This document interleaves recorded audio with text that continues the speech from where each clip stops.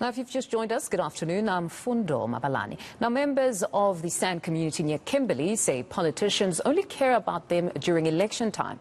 Two San communities were resettled in Platfontein, about 15 kilometers outside Kimberley back in 2003. The population has grown to several thousand since then, but socio-economic challenges have worsened. eNCA's Monique Mortlock is in Kimberley and joins me now. Monique, how are residents of Platfontein feeling about the upcoming elections?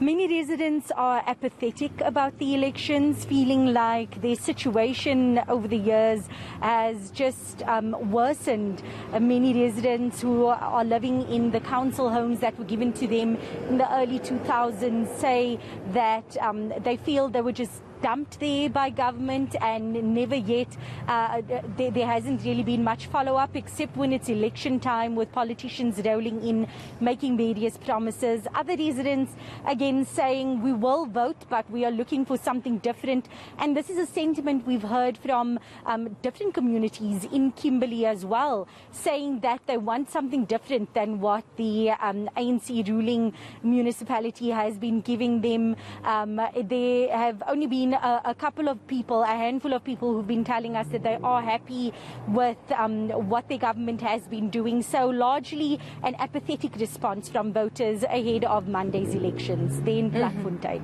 But what is this something different that they're looking for? Did they have perhaps list some of these issues that they have that they hope the incoming government would address?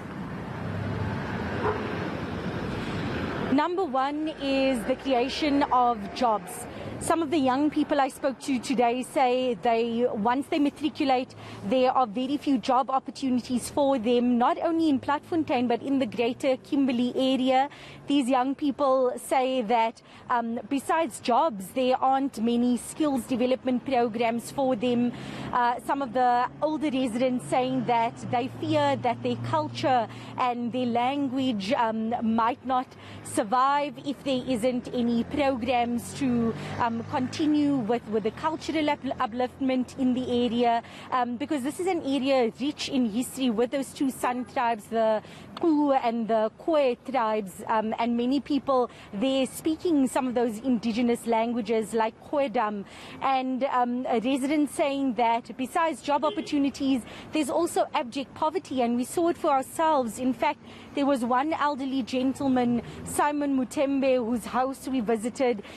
He's a blind elderly gentleman living with his children, his grandchildren and his great-grandchildren, and their house, the condition that it was in, it was truly heartbreaking. And some of the residents we spoke to there saying that this is how many of the elderly residents who've been here since that beginning, since the 2003 when they were first settled in Platfontein, this is how many of the elderly residents are living with their many grandchildren and great-grandchildren, just relying on those grants by government to survive.